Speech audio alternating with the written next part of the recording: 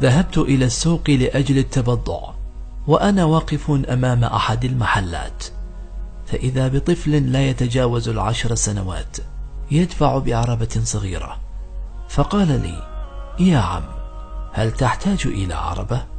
قلت: انتظر حتى أكمل بضاعتي. فركن العربة وذهب مسرعا نحو امرأة تميلها الريح إذا هبت، كانت تنظر إليه من بعد مسافة، ثم عاد إلي. وضعت أغراضي في العربة ومشينا، ورأيت المرأة تتبعنا، فقلت: هل تعرف هذه المرأة؟ قال: إنها والدتي. فقلت: ولماذا تتبعك؟ قال: تخشى علي. فقلت له: هل لديك أخوة؟ قال: لدي 3 إخوة، 2 من البنات وأخ أصغر مني. قلت: أين والدك؟ قال: والدي عسكري في بغداد، واستشهد في الانفجار قبل 4 سنوات، وبقيت أنا أتكفل معيشة إخوتي.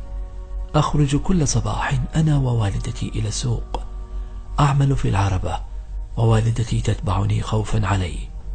أعمل حتى الظهيرة، بعدها نتبضع بالمال الذي اكتسبته من العربة ونذهب للبيت.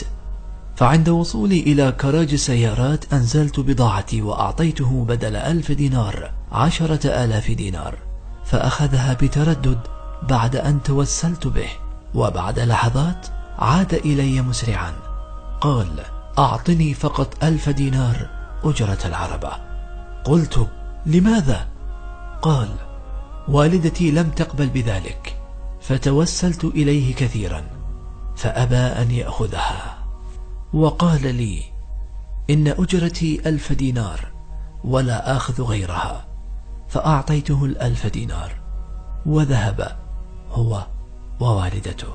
فماذا تقولون بتلك المرأة رغم الفقر الذي تعيشه هي وأطفالها؟ باتت تعلمهم على عدم أخذ الصدقة من الناس، وأن يعتمدوا على أنفسهم في العيش ومواجهة مصاعب الحياة.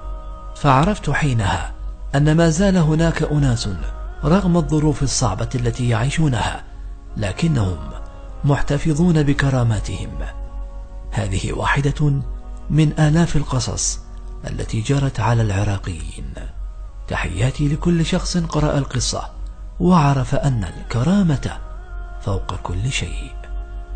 اللهم ارحم كل فقير، اللهم أشبع كل جائع،